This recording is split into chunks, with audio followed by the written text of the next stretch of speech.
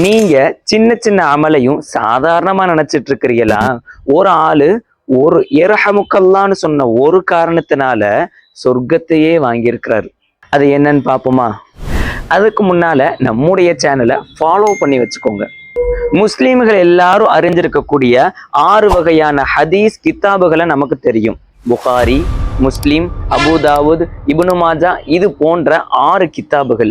அதுல ஒண்ணுதான் அபு தாவூத் என்று அழைக்கப்படுகின்ற ஒரு கித்தாப். இந்த கித்தாபை எழுதின இமாம் என்ன செஞ்சிருக்கிறாங்க? ஒரு முறை கப்பல்ல பயணிச்சுட்டு இருந்திருக்கிறாங்க.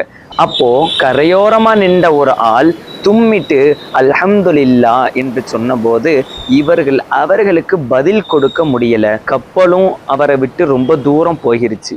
அப்போ போகும்போது இமாம் அபு தாவூத் ரஹிமஹுல்லா அவர்களுக்கு மனசு கேட்காம வேறொரு படகை 1 கிராம் திர்ஹத்திற்கு வாடகைக்கு எடுத்து அந்த கரைக்கு சென்று யாரு தும்மினாகளோ அந்த மனிதருக்கு இரஹமுக்கல்லா என்று சொல்லி மீண்டும் தன்னுடைய கப்பலுக்கே வந்திருக்கிறாங்க. இத பத்தி கேட்கும்போது, இவ்வளோ எஃபோர்ட் போட்டு நீங்க அவருக்கு பதில் சொல்லணுமா, இரஹமுக்குல்லான்னு சொல்லணுமா அப்படின்னு சொல்லி மக்கள் கேட்கும்போது, யாருடைய துவாவை அல்லாஹ் ஒப்புக்கொள்வாங்கிறது எனக்கு தெரியாதுல்ல. நான் யாருக்கு சொல்லியிருக்கிறேனோ அவருடைய துவாவை அல்லாஹ் ஒப்புக்கொள்ளக்கூடியவராக இருந்தாருன்னு சொன்னா எனக்கு அது லாபம் தானே அப்படின்னு சொல்லி அவருக்கு ஒரு அழகிய பதிலை கொடுத்திருக்கிறாங்க.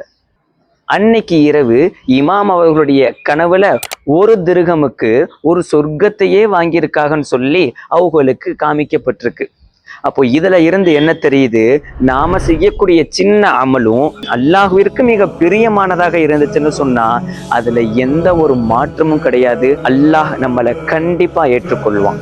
நீங்களும் எந்த ஒரு சின்ன அமலுதானேன்னு சொல்லி சாதாரணமா விட்டுறாம தன்னுடைய வாழ்க்கையில எடுத்து நடங்க. அல்லாஹ் உங்களையும் பிரியப்படுவான். அஸ்ஸலாமு அலைக்கும் வரஹ்மத்துல்லாஹி.